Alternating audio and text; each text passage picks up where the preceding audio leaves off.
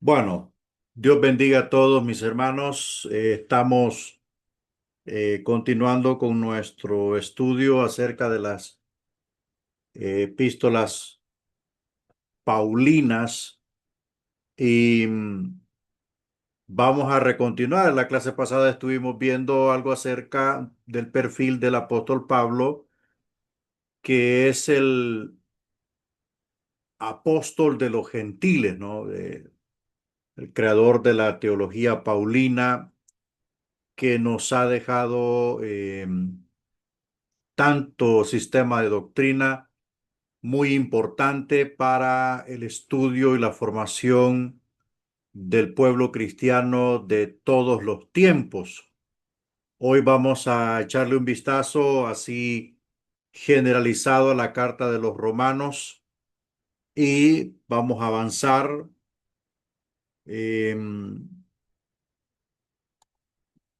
Romanos es una de las cartas de Pablo acerca de la salvación.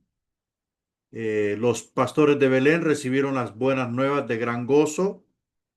Estas fueron que el Salvador nació y vino para hacernos justos, em, es decir, para enseñarnos a tener una relación correcta con Dios. Pablo define y explica la justificación en Romanos. Esta carta contiene las enseñanzas más completas del Nuevo Testamento sobre la justificación. El tema de Romanos es la justificación que viene por la fe en Jesús. Ese es el tema de la carta a los romanos, la justificación que viene por la fe. Bueno, es sumamente importante tomar en cuenta algo. Bueno, quiero añadirle un poquito al contexto de esta información, es que recuerde que la carta va dirigida a una iglesia en Roma. Un punto para sumar a esto, Pablo no fundó la iglesia de Roma, tampoco la fundó Pedro. Es más, Pedro nunca llegó a Roma. Es posible que algunos de los judíos convertidos en el aposento alto, en Pentecostés, hayan fundado la iglesia romana. Pero una cosa muy importante podemos añadir es que Priscila y Aquila habían llegado a Roma, amigos de Pablo, por colaboradores de Pablo, y ellos enviaron un informe a Pablo acerca de este asunto o de los asuntos internos de la iglesia. Em, sucedían muchas cosas internas dentro de la iglesia. Algunos judíos pensaban de que los gentiles debían también cumplir algunas normas de la ley para completar la salvación. Ellos también creían en Jesucristo, pero pensaban que los gentiles, como no eran un pueblo escogido, debían completar la obra salvicia de Cristo en la cruz con algunas normas de la ley. Entonces, ese era uno de los asuntos internos. El otro asunto interno era que el pensamiento romano se basaba en la meritocracia. ¿Cuál es la meritocracia? El hombre hace méritos, escala de rango, el hombre cumple ciertos requisitos, se convierte en fulano de tal. La carta nos dice en su tema general que la salvación o la justificación viene a través de la fe en Jesucristo. ¿Qué quiere decir esto? Que no importa el romano que sea, puede ser un emperador, puede ser un senador, puede ser un tribuno, puede ser cualquier persona de alto rango. No existe mayor mérito que el que Jesucristo hizo en la cruz del Calvario y lo confirmó al resucitar al tercer día de entre los muertos. No hay mérito mayor para la salvación del alma que el que Jesús hizo en la cruz. Ese mérito o esa obra en la cruz nos provee la salvación, y la salvación se efectúa en tres etapas. Primero, la justificación. Segundo, la santificación. Y tercero, la regeneración. Entonces, para el apóstol Pablo, plantar en el corazón de los hermanos romanos que la justificación se obtiene a través de un simple acto llamado fe en Cristo Jesús. No se puede comprar la justificación. No se puede adquirir la justificación ni por dinero, ni por prestigio, ni mucho menos por compadrazgo. La justificación se alcanza a través de la fe, una fe que cree que Jesucristo es el Salvador de los hombres. Bueno, ahí están marcadas las citas bíblicas. Yo le sugiero, como siempre, que por favor usted las lea y usted las evacúe en casa, ¿verdad? Para que pueda tener un mayor abordaje de lo que es el fondo bíblico, ¿no? El fondo bíblico. Romanos habla de la salvación y de los resultados, como ya dije, de esta salvación que se efectúa en tres etapas. Vamos a ver el contexto histórico. Roma fue la ciudad más grande en los días de Pablo. Fue la capital y símbolo del Imperio Romano y fue famosa por su pecado. Séneca dijo que Roma era una cloaca de pecado. Bueno, Séneca era un filósofo, un pensador. Entonces, eso es para que usted conozca cuál era el contexto sociocultural en el momento de la redacción del texto, en el momento en que la carta se recibe, ¿verdad? ¿Cuál era ese momento? Bueno, Roma era la ciudad del imperio, de la primer potencia. ¿Qué ocurría en esa ciudad? Abundaba el pecado, o sea, la moralidad estaba por los suelos. No existía la moralidad. Abundaba el homosexualismo, abundaba la fornicación, la prostitución, etcétera, etcétera. Toda clase de pecado en su nivel abundaba en los días de Roma. Moralmente, Roma era una ciudad por el suelo, ¿verdad? Y como lo dijo Séneca, era una cloaca. El apóstol Juan se refiere a Roma como a una ramera y la madre de todas las rameras. Fue famosa también por sus edificios. El Coliseo romano quedó terminado antes del año 80 después de Cristo, ¿verdad? Entonces, estamos hablando de que era una ciudad completamente desarrollada, era una ciudad completamente avanzada, ¿ok? Entonces, eso podemos nosotros notar que la iglesia que recibe el escrito de Pablo estaba en medio de una urbe completamente desarrollada. Roma fue el lugar del Panteón para un romano. Su ciudad era el centro del mundo. Sus caminos y su gobierno se extendían al mundo entero. Por lo menos por 3 años Pablo tuvo deseos de ir a Roma. Pablo siempre quiso ir a Roma, hasta que en un momento se le concedió ir a Roma, solo que no fue de la mejor forma posible, sino que fue bajo el grado de apelación, ¿verdad? Él apeló pararse frente a César y así se le concedió hasta que llegó allí y luego pues para el apóstol Pablo perdió la vida. Ok, vamos a ver un poco del bosquejo. El tema de Romanos es la justificación, como ya dije. Pablo explicó 5 partes de la justificación en esta carta. Estas se ven con claridad en el bosquejo del libro. Hay una cosa importante para los hermanos que van a estudiar las cartas paulinas. Hay una cosa bien importante, como ya mencioné, el tema de la carta es fundamental y el propósito. Es fundamental tomar en cuenta el tema y es fundamental tomar en cuenta el propósito. ¿Por qué?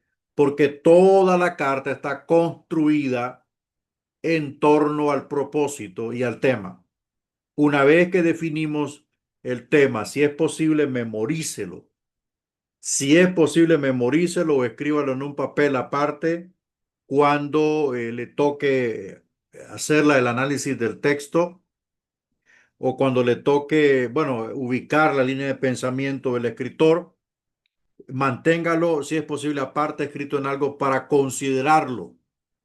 Y una vez que lo considere y lo sincronice con su lectura, se va a encontrar inmediatamente con una fuente inagotable de versículos bíblicos que hablan acerca de la línea de pensamiento del escritor. Entonces, en este bosquejo está repartido los siguientes subtemas. Ya dijimos que el tema principal es la justificación, ¿verdad? Es la justificación, o sea, el hecho de declarar justo a alguien, libre de delitos, libre de culpa, libre de, en este caso, libre de pecado. En el capítulo 1 al 3 encontramos el pecado, ¿no? La necesidad de la justicia de Dios. Del capítulo 4 al 5 encontramos la justificación, la provisión de justicia. Del capítulo 6 al 8 encontramos la santificación, el resultado de la justicia. Capítulos 9 al 11 encontramos el rechazo, la amplitud de la justicia. Y el capítulo 12 al 15 encontramos el servicio, el fruto de la justicia. Entonces, eso quiere decir de que no puede haber un cristiano salvado de pie a cabeza que no quiera servir a su Señor, ¿verdad? Entonces, eso sería un completo fenómeno. Vamos avanzando. Vamos a ver la explicación del bosquejo y vamos a hacer un repaso acerca de la temática. Repasamos brevemente el bosquejo de Romanos donde vimos la introducción y 5 puntos principales relacionados con el tema de la justicia. Ahora miremos más detalladamente estas divisiones. En la introducción de Romanos 1, verso 1 al 17, el propósito de Pablo en Romanos es enseñar sobre la justicia, ¿verdad? Enseñar sobre la justicia. Si se escucha entrecortado, es posible que sea su internet. Eso obstaculiza el fluido del audio. Entonces, ese es el propósito de Pablo, hermanos, en la carta de Romanos, enseñar sobre la justicia. O sea que no hay una justicia mayor que la de Cristo. No hay una justicia mayor que la de Dios reflejada en Cristo. Normalmente la cultura romana se atribuía el completo derecho de la justicia. Ellos se jactaban de cumplir y hacer cumplir la justicia a través de la fuerza. Pero esta justicia era una justicia temporal y a veces imparcial, perdón, parcial. Pero lo que Pablo está enseñando aquí es que el hecho de la salvación del hombre solamente se puede encontrar en la justicia de Dios. No hay otro argumento mayor, no hay un mérito mayor, no hay una obra mayor que la que se cumplió en el madero por medio de Jesucristo. Por la misma justicia, Dios podía condenar al hombre inmediatamente, pero dentro de la justicia de Dios, antes de condenarlo, le pedía a sí mismo que lo redimiera, que le ofreciera una oferta de salvación perdurable. La oferta está planteada, el hecho que la garantiza ya fue realizado en la cruz. Entonces ahí está la oferta de justicia. El que no acepte esta justicia, el que no abrace esta justicia, será condenado. Como le dice el libro del Evangelio según Juan, el que no cree en el Hijo ya ha sido condenado. Los versículos claves en este libro son Romanos 1:16, versículo 17. Romanos 1, verso 16 al 17, dicen, porque no me avergüenzo del Evangelio, porque es poder de Dios para salvación, para todo aquel que cree, al judío primeramente y también al griego, porque en el Evangelio la justicia de Dios se revela por fe y para fe, ¿verdad? Por fe y para fe. Por fe en el punto de que solo existe un medio para llegar a la justicia y es a través de la fe. Y para fe, eso significa un resultado de esto, caminar con Dios a través de la fe. Eso es justicia, ¿verdad? Usted se encontró con Cristo, Dios lo perdonó, Dios lo limpió. Ahora, ¿qué viene? Para fe, seguir al Señor por fe y servirle. Entonces dice, como está escrito, mas el justo, mire, vivirá por fe. ¿Qué vivirá? La vida cristiana y la vida secular. La vida cristiana toma el control de la vida secular, ¿verdad? Toma el control, como dijo Pablo, mas ya no vivo yo, sino que vive Cristo en mí y lo que vivo en la carne, lo vivo en la fe del Hijo de Dios que se dio a sí mismo por mí. Entonces, estos son los versículos clave, ¿verdad? Aquí encontramos, esta es una evidencia clara de la línea de pensamiento del escritor, en este caso, el escritor de la carta a los romanos, el apóstol Pablo. Entonces, estos son los versículos clave para el proyecto, para la exposición del proyecto, ¿verdad? Entonces, a partir de estos versículos, usted va a ir encontrando, o el que le toque esta carta va a ir encontrando la demás línea de pensamiento que va proporcionalmente desarrollándose en toda la carta. Por eso estudiamos muy bien lo que es el cuerpo de la carta, lo que es su bosquejo, su estructura. Es fundamental entender la estructura. Creo que en el proyecto pido que se escriba la estructura, ¿verdad? Exactamente, exactamente, exactamente. Esta es una de las, esa es la síntesis de la tesis de Martín Lutero para poder decir que el justo vivirá por la fe, porque se dio cuenta de que no se ocupa más nada, no se ocupa meritocracia de la iglesia, no se ocupa nada más. Nadie puede ayudarle a Jesucristo para declarar justo al pecador, solamente a través de la fe, ¿verdad? A través de la fe. Vamos avanzando entonces. Bueno, en este versículo enfatiza que llegamos a ser justos por creer en las buenas nuevas de Jesús. Por eso dice que en el Evangelio, o sea, en el Evangelio, no en la ley, en el Evangelio, la justicia de Dios se revela por fe. Usted debe comprender que el judaísmo, la fe judía basada en la ley de Moisés, y todo el marco del Antiguo Testamento fue un medio, fue un camino para poder acceder a una revelación mayor. Y esta revelación mayor se llama el Evangelio de Jesucristo, en donde el Antiguo Testamento no queda obsoleto, sino que es un cumplimiento de lo que anunciaba la palabra del Señor en el Antiguo Testamento, específicamente en la aparición del Mesías, muerte y su resurrección, y también incluida su pasión, ¿ok? Entonces, esto es lo que podemos ir entresacando de los versículos que hemos leído, Romanos 1, 16 al 17. El Evangelio es superior al judaísmo. ¿Por qué?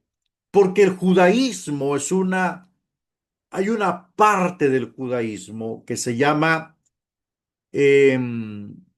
la parte ceremonial. El culto ceremonial es una ceremonia, es un rito, ¿verdad? La ofrenda, el cordero degollado y todo ello. Eso se mantiene en el pensamiento judío hasta el día de hoy. Todavía están esperando al Mesías, eso se mantiene.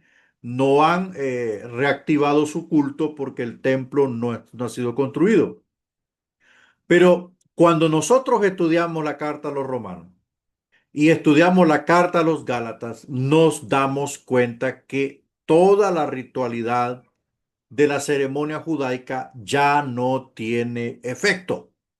Ya no tiene efecto la circuncisión, ya no tiene efecto el degollar el cordero, ya no tiene efecto las ofrendas de harina, ya no tiene efecto ningún rito de el Antiguo Testamento y de la fe judía.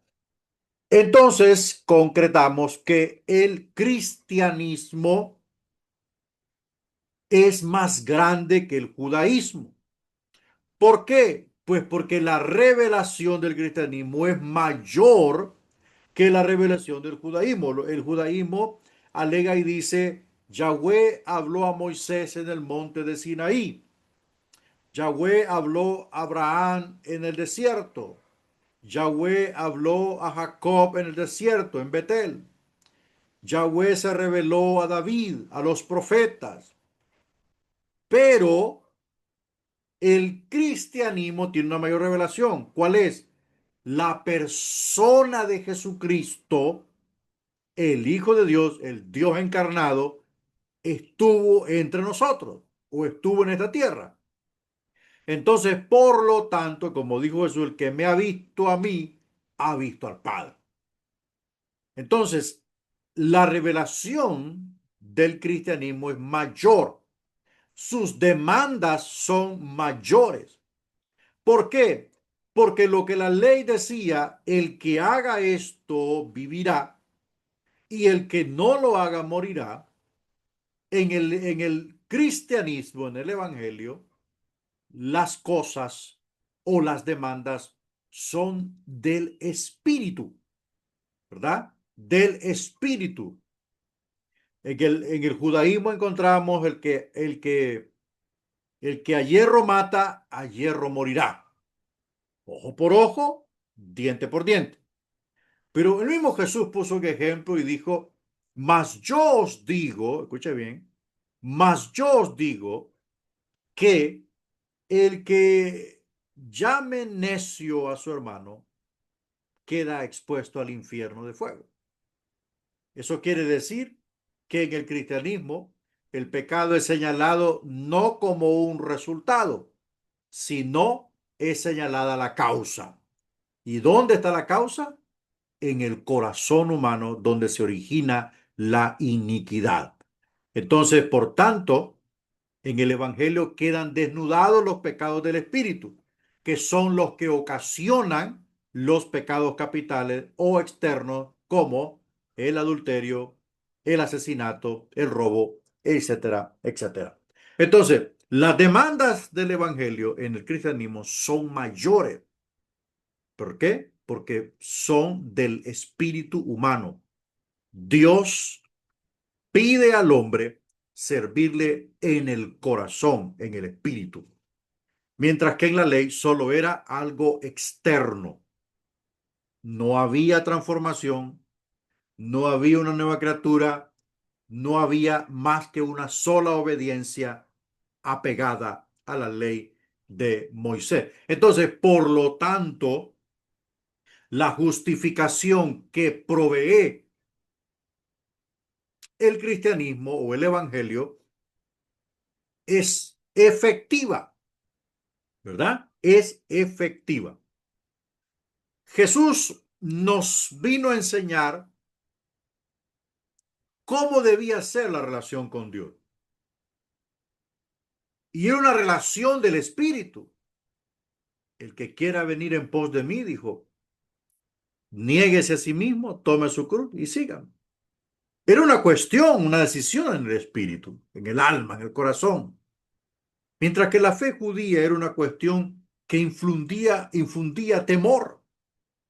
Israel siguió a Dios muchas veces por temor, pero aquí se nos pide entrar en una relación con Dios a través de Cristo por la fe, ¿verdad? Por la fe. Tome nota que lo que dice el versículo 17 sobre la fe es la clave de nuestra relación con Dios. La fe es mayor que el rito. La fe es superior a la ceremonia, ¿verdad? La fe es superior a la ceremonia porque nos mueve a través de una convicción y una certeza que hay un Dios detrás de todo esto. En nuestra relación con Él necesitamos fe desde el principio hasta el fin. Eso quiere decir desde el principio hasta el final de nuestro viaje al cielo. La fe, hermanos, nos va a acompañar en todo nuestro peregrinaje aquí en la tierra. Cada paso que damos, cada decisión que tomamos, cada acto que hacemos, tiene que ver la fe, ¿verdad?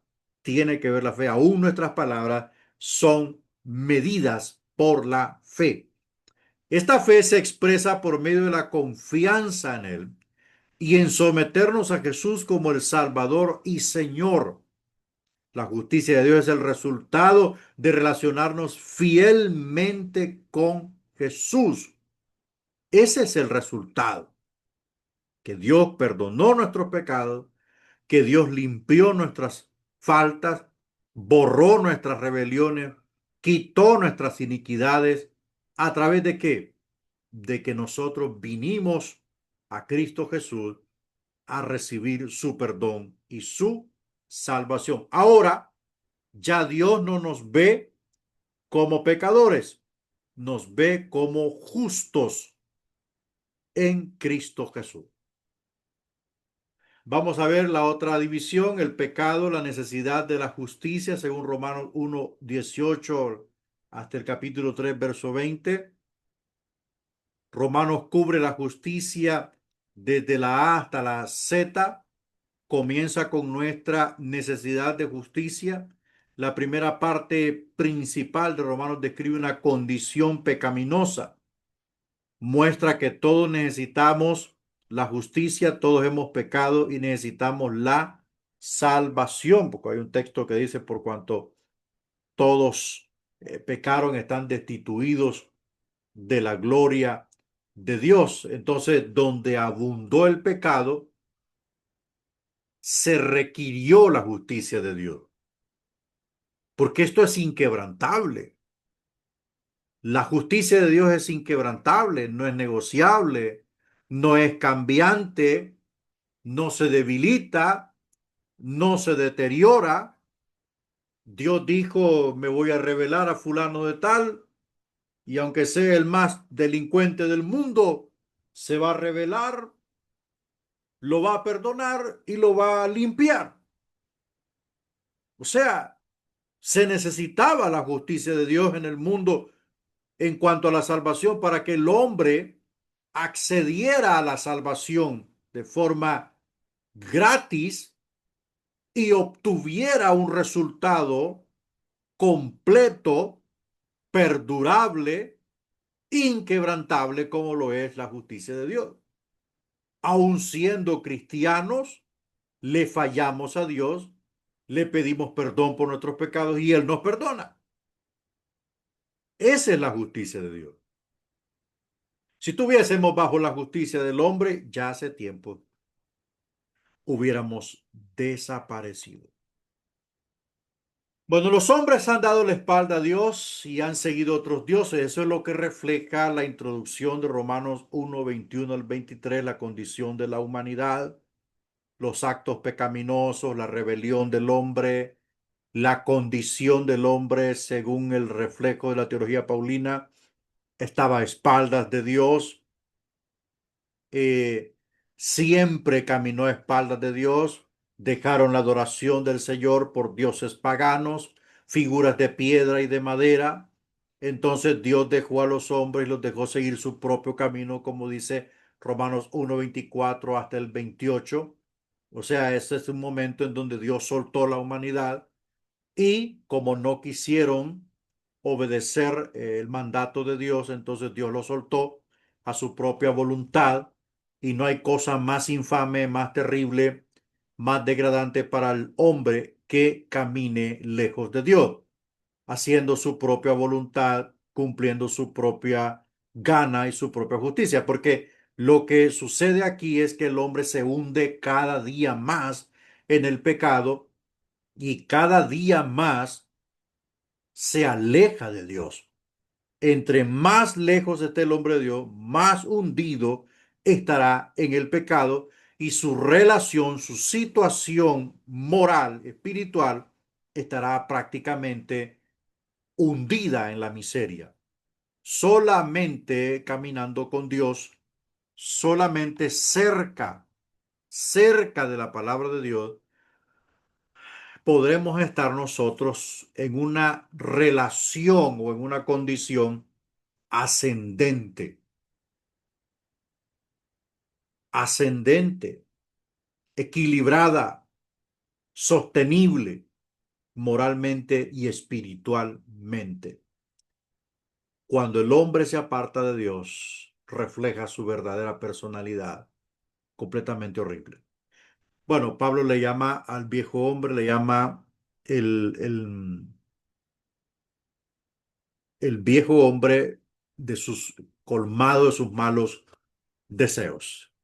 Bueno, algunos juzgan a otros, pero realmente se están juzgando a ellos mismos porque actúan del mismo modo. Dios recompensará o castigará a cada persona por lo que ha hecho. Romanos 2:6. Si hay algo que debemos destacar es uno de los atributos de Dios con respecto al juicio. Dios juzgará justamente al hombre, específicamente a todos aquellos que le negaron y le dieron la espalda o se rebelaron contra él. Dios castigará esto con justicia. Es uno de los atributos divinos de Dios. Los gentiles, sin la ley escrita de los judíos, conocen en sus corazones lo que es correcto e incorrecto. A través de eso, Dios medirá a muchos que no le conocieron a él, ni conocieron la oferta del evangelio, ni conocieron la ley, pero por lo menos se dieron cuenta de qué era incorrecto y qué no era, qué es lo que era incorrecto y qué es lo que era correcto. Los judíos tienen la ley, pero no la obedecen completamente, entonces ellos también son culpables según Romanos 2:27. Aquí Pablo también acusa a su nación diciendo de que es en vano la jactancia porque aunque son el pueblo escogido, aunque tienen en sus manos la ley escrita de Dios, no la obedecen. Entonces, por lo tanto, no son exceptos del juicio. Nadie puede ser considerado justo por seguir la ley, dice Romanos 3:20, porque antes de Cristo la ley era el medio de justificación.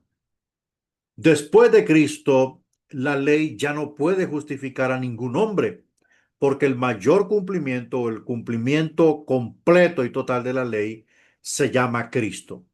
Todos han pecado y no alcanzan la justicia que Dios demanda.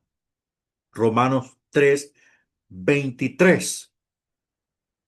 Todos los pecados cometidos del hombre sin arrepentimiento es un cúmulo de condena. Todos los pecados. Pero una vez que el hombre viene a los pies del Salvador y se rinde y le pide perdón, todo este cúmulo de pecados que lo excluían de la gloria de Dios, quedan borrados de la presencia de Dios. Por eso es que la justicia de Dios es superior a la de los hombres. Veamos, mis hermanos, ahora en la división que habla acerca de la justificación. La justificación, la provisión de justicia está en Romanos 3:21 hasta Romanos 5:21. Esta sección muestra que la fe en Jesús es la solución al problema del pecado. Ese es el resumen de todo. La fe en Jesús es la solución al problema del pecado. La salvación es por medio de la fe en Jesucristo. Dios justifica, los declara justos a los que, a los que por fe se relacionan con Jesucristo. Nuestra salvación se basa en la gran verdad de la sustitución. ¿Cuál es esa sustitución? Es la que Cristo tomó nuestro lugar en la cruz del Calvario y murió por nosotros. Un sustituto es uno que cambia el lugar con otro. El lugar en que estábamos era para ser sentenciado. Por causa del pecado merecíamos ser castigados y separados de Dios, pero el Señor Jesús llegó a ser nuestro sustituto. Aunque merecíamos ser crucificados, Jesús tomó nuestro lugar en la cruz. Bueno, entonces es así como se efectuó o se efectúa la salvación. Él cargó nuestros pecados sobre su cuerpo en la cruz, primera de Pedro 2:24. A cambio de nuestros pecados nos ofrece su justicia. Dios justifica a aquellos que están de acuerdo. Repito, Dios justifica a aquellos que están de acuerdo en recibir a Jesús como Salvador y Señor. Justificar significa declarar a alguien justo, libre de culpa. Ya no debe nada a la ley, ya no le debe nada, ningún pecado a Dios. En Cristo, en Cristo. Solo aquellos que están de acuerdo en recibir a Jesús como el Salvador y Señor de su alma. No todos son justificados, no todos. El mismo Israel, dice Pablo, necesita la justificación, ¿verdad? El mismo Israel necesita someterse al Mesías. Vamos a ver con la otra etapa, la santificación, el resultado de la justicia. Otra palabra para santificación es santidad. La palabra griega para santo es agios. Suele traducirse como santos en el Nuevo Testamento. La palabra santo es usada en relación con los creyentes más de 80 veces en el Nuevo Testamento.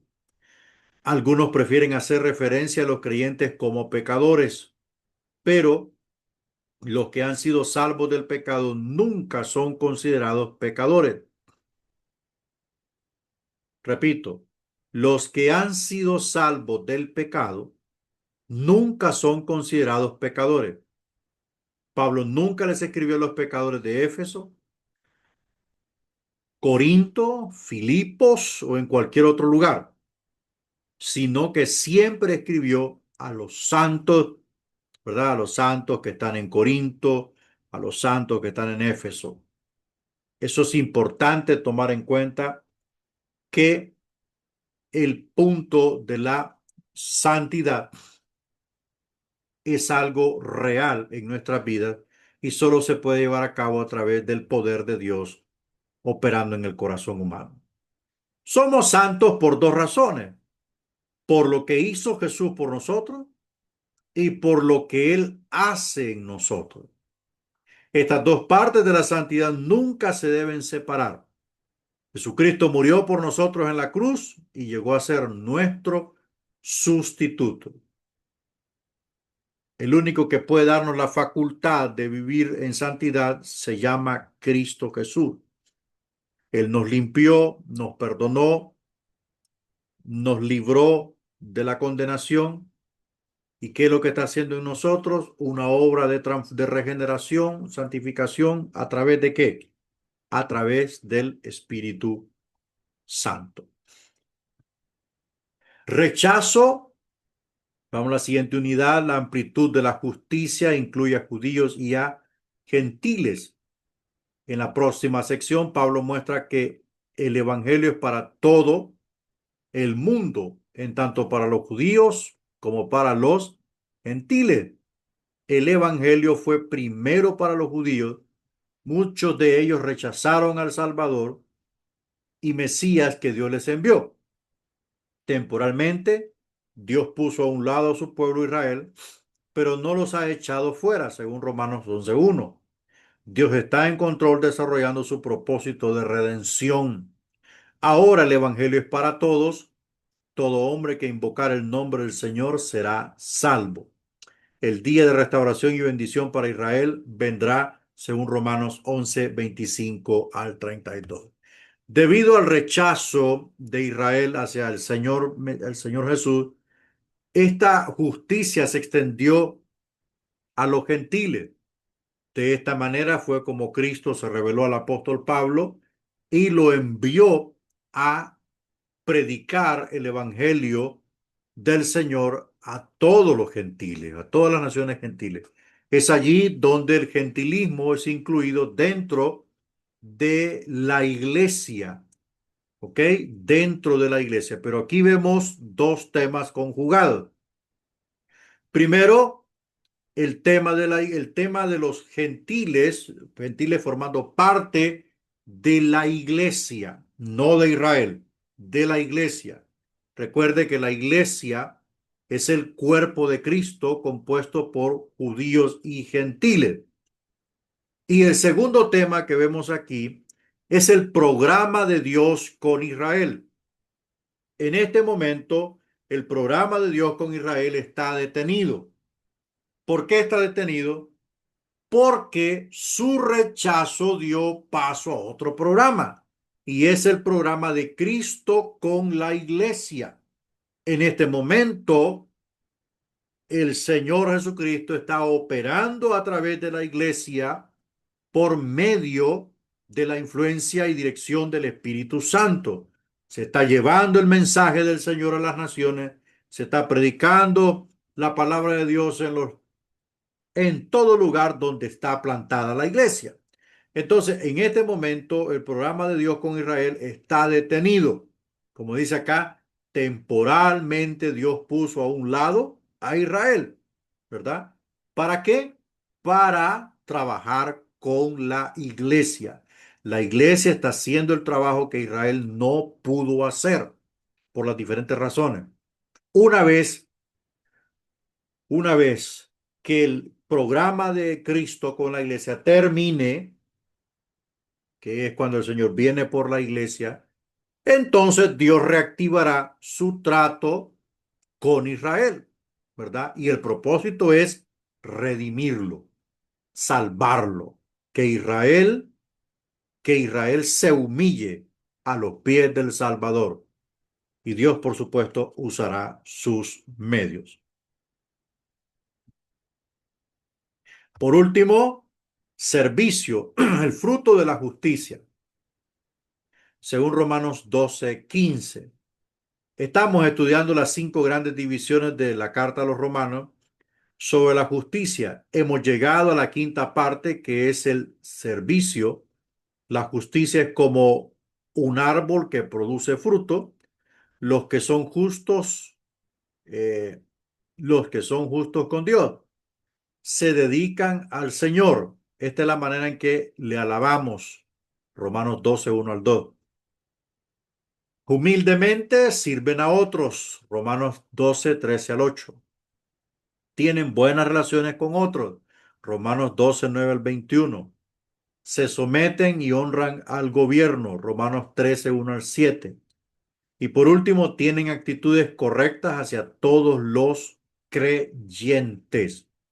O sea, esta justicia se demuestra no solo con la boca, sino con hechos. Una forma importante de medir el cristianismo de una persona es a través de su relación con los demás. Es a través del respeto a los demás, el amor hacia los demás, el respeto a sus autoridades civiles y gubernamentales, el respeto y la valoración a otros cristianos que adoran a Dios en otras congregaciones, el servir a los demás. Allí se mide el cristianismo de una persona. Un creyente superficial, un creyente que es pura religión, no tiene, no tiene una verdadera adoración, no es humilde, tiene malas relaciones con los demás, no se somete al gobierno y tiene actitudes incorrectas contra el mismo cuerpo de Cristo o los demás cristianos. Entonces, si nosotros hemos sido transformados, si hemos sido perdonados, han sido perdonados nuestros pecados, Dios te ha dado una segunda oportunidad, de repente estuviste muerto, Dios te revivió, o ibas a morir, Dios te salvó y te da otra oportunidad. Este es el tiempo para que nosotros demostremos el poder de la gracia del Señor. Bueno, vamos a entrar a Gálatas. ¿Alguien tiene alguna pregunta, hermano? ¿Tiene alguna pregunta usted? Vamos a entrar a Gálatas y vamos a avanzar. Bueno, creo que no hay pregunta. Gálatas, contexto histórico. Si estuviéramos estudiando las cartas de Pablo según las fechas, comenzaríamos con Gálatas. La mayoría de los maestros bíblicos están de acuerdo en que esta fue la primera carta de Pablo, Gálatas. Les escribió esta carta a las iglesias de la provincia de Galacia en su primer viaje misionero. Él fue al sur de Galacia, según Hechos 13:4 hasta el 14:28. Recuerde que allí ministró en las ciudades de Antioquía de Pisidia, Derbe, Listra e Iconio. Muchos maestros bíblicos creen que Pablo escribió Gálatas a los creyentes del sur de Galacia aproximadamente en el año 49 después de Cristo. Esto tuvo que ser poco antes del gran concilio de la iglesia en Jerusalén, según Hechos 15, como ya le dije, fue el único concilio, nunca hubo otro más. Acuérdese que el concilio de Hechos 15 fue sobre la relación entre los judíos y los gentiles. El concilio determinó que los gentiles son salvos por fe en Cristo. Entonces los creyentes judíos no les exigieron a los gentiles guardar la ley de Moisés, ¿verdad? Entonces no se exigió guardar la ley, ninguna práctica, pero lo único que se les solicitó vía carta es que se abstuvieran de la idolatría, la fornicación y comer ahogado en sangre. Esas son las tres prohibiciones que la iglesia primitiva hizo a los creyentes gentiles en el mundo gentil. Obviamente existen otras prohibiciones que no son necesariamente mencionar. No podemos decir, no, solo estas tres cosas están prohibidas a nosotros los gentiles. No, no, no.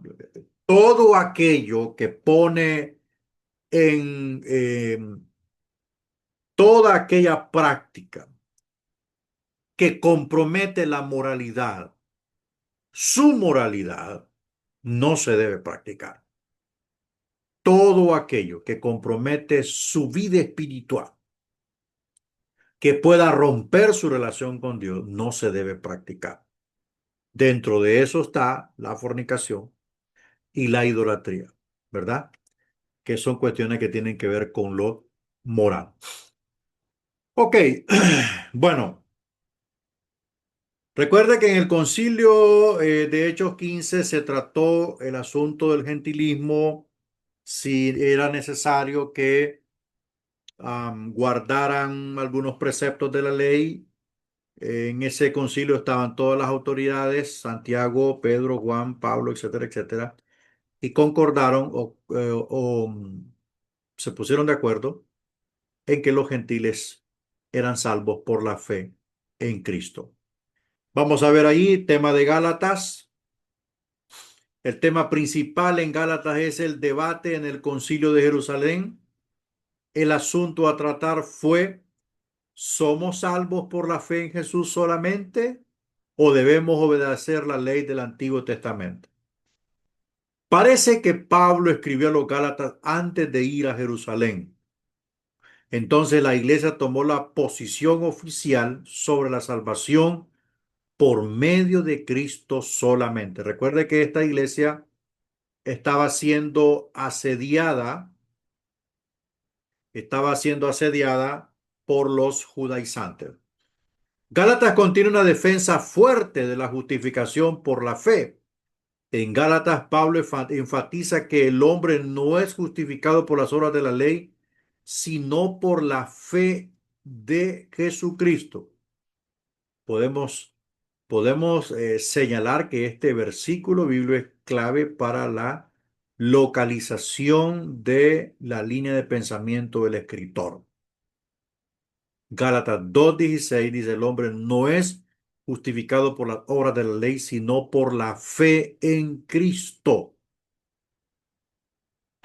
Los Gálatas habían recibido el Evangelio, habían sido justificados por la fe. Después, sin embargo, los maestros judíos, conocidos como judaizantes, estaban guiando a algunos al error. Estos falsos maestros decían que los creyentes tenían que seguir a Jesús y a Moisés. La mayoría de los primeros creyentes eran judíos. Estos primeros seguidores de Jesús continuaron con su estilo de vida judía. Asistían a las sinagogas para alabar, para aprender, ofrecían sacrificios en el templo, celebraban la fiesta judía y obedecían las reglas que Moisés dio. Circuncidaban a sus hijos y, como todos los judíos, vivían socialmente distanciados de los gentiles. Entonces los gentiles comenzaron a recibir a Cristo. Esto forzó a los creyentes judíos a enfrentar nuevas preguntas. Y esta era una: ¿deberían ser circuncidados los gentiles? ¿Deberían vivir como los judíos para ser salvos? La reunión de Hechos 15 se basó en estas preguntas. Los judaizantes enseñaban que la circuncisión era necesaria para la salvación, pero Pablo les recordó a los Gálatas las verdades básicas del Evangelio. Somos salvos por la fe en Jesús, no por guardar la ley de Moisés. Tenemos a un solo Salvador, no dos. Pablo dijo que los Gálatas habían abandonado a Jesús y estaban siguiendo un evangelio distinto. Gálatas 1:6 al 7. Dijo que los que estaban tratando de guardar la ley estaban bajo maldición. Gálatas 3:10. Enfatizó que la salvación es por la fe en Jesús solamente, bajo el nuevo pacto. La circuncisión no tiene ningún valor religioso, ya no tiene ningún efecto. De hecho, Pablo dijo a los que confiaban en la circuncisión o en la ley: de la gracia habéis caído. Bueno, esta es la temática que se está desarrollando en la carta a los Gálatas. Hay una cosa importante aquí que podemos sintetizar de la introducción. Cuán importante es enseñarle a la iglesia el tema de la salvación. Cuán importante es enseñarle a la iglesia el tema de la salvación, específicamente a los niños. Enseñarles que no se ocupa nada más. Mire, no se ocupa fe católica, no se ocupa ningún recurso católico, ningún recurso ancestral, de familia, de tribu, de etnia, no se ocupa nada. Solamente la fe en Jesucristo necesitamos. Eso es importante enseñarle a la iglesia. Los judaizantes estaban mostrando a dos salvadores, Jesús y Moisés. Pero Pablo dijo, no, solo hay un solo salvador, un solo mediador entre Dios y los hombres, Jesucristo, hombre. ¿Ok? Entonces les dijo, ustedes se descarriaron, se descarriaron, ¿verdad? Bueno, en Gálatas vemos un propósito mayor y un propósito menor. Después de un saludo breve, Pablo declaró el mayor problema. Estaba asombrado de que estos Gálatas hubiesen abandonado tan rápido el Evangelio de gracia. Habían rechazado a Cristo para seguir a Moisés. Pablo condenó a los maestros falsos que había entre ellos. De hecho, mandó que descendiera la maldición de Dios sobre ellos.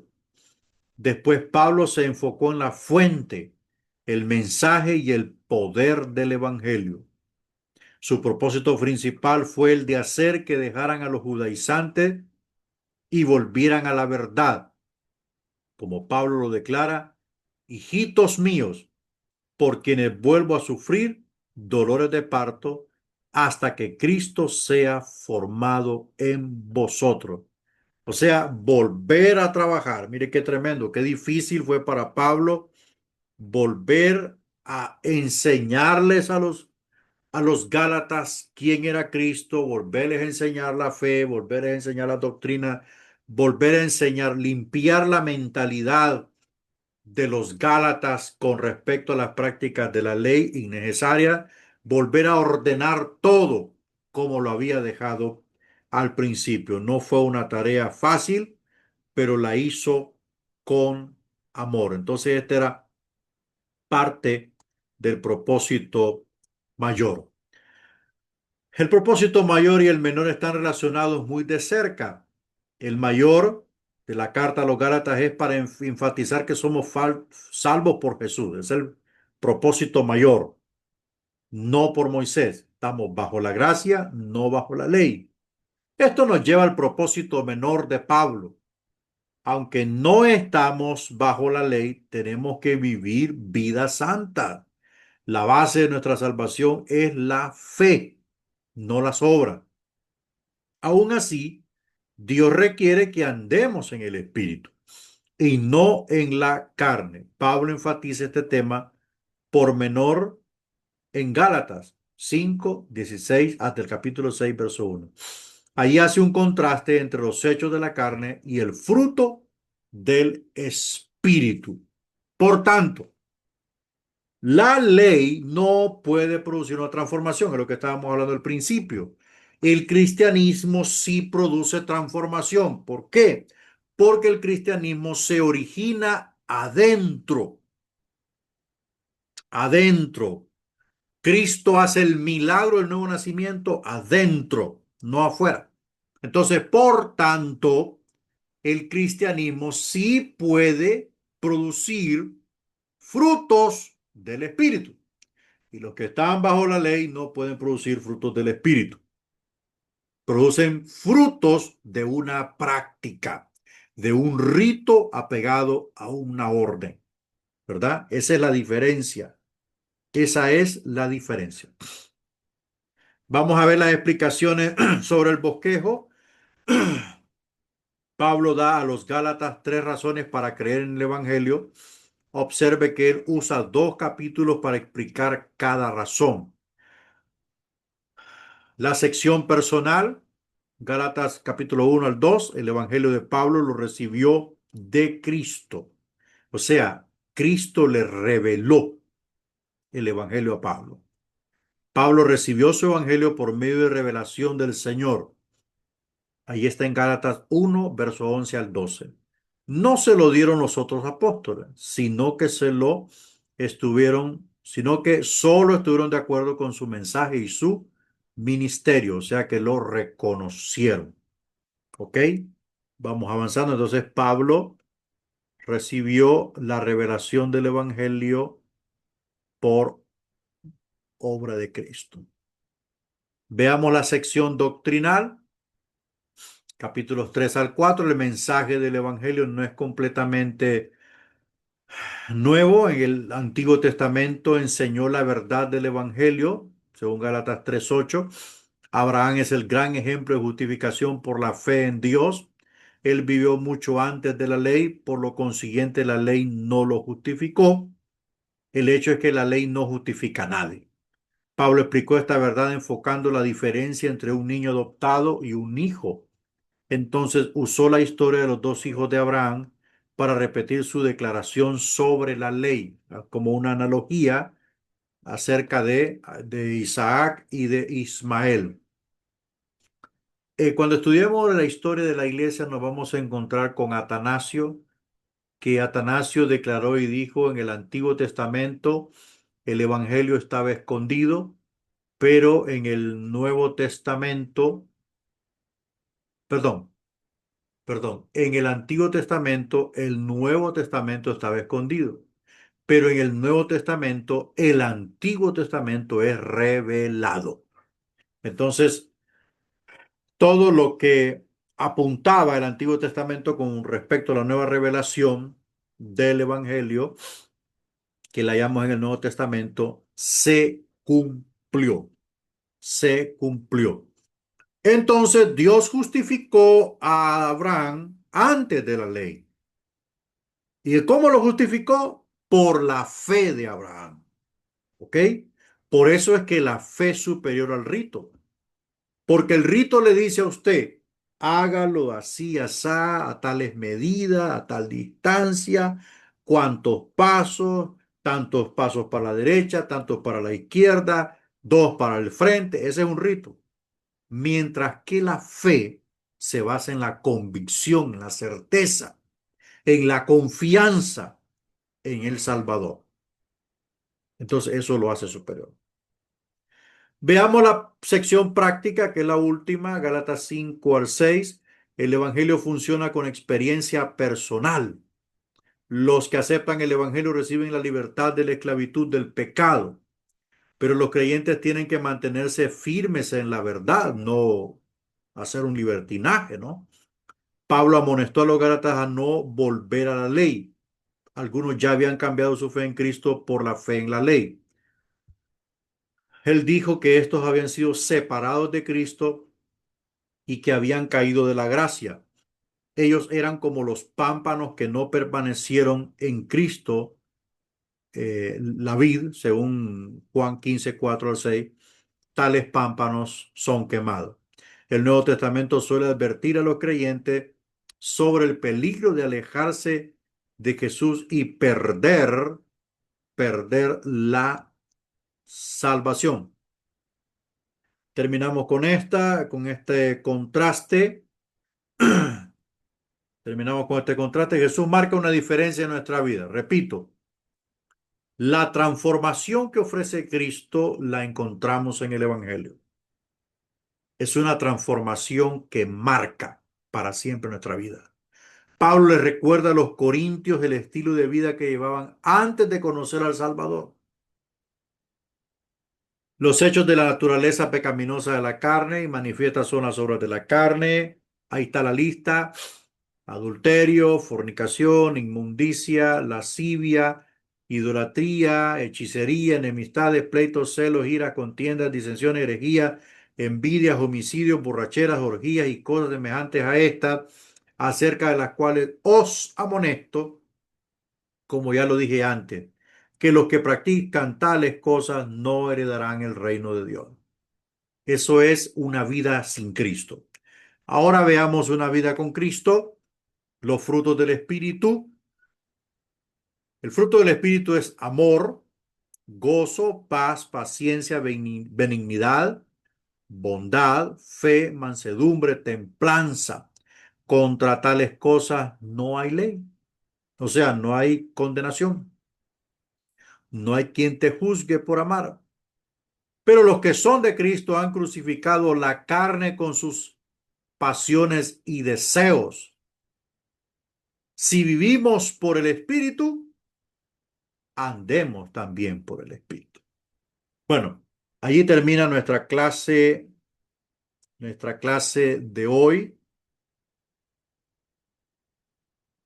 Gloria a Dios. ¿Alguna pregunta, hermanos, que usted tenga? Si tiene alguna pregunta, ¿está todo bien?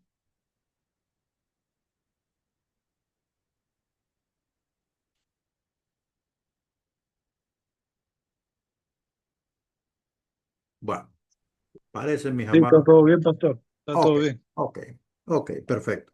Bueno, nos vemos el lunes entonces con la clase de teología sistemática y tengo la respuesta a la pregunta que me hacía la hermana las clase anterior y es una respuesta muy importante, entonces la voy a compartir con todos. Así es que, mis amados hermanos, nos vemos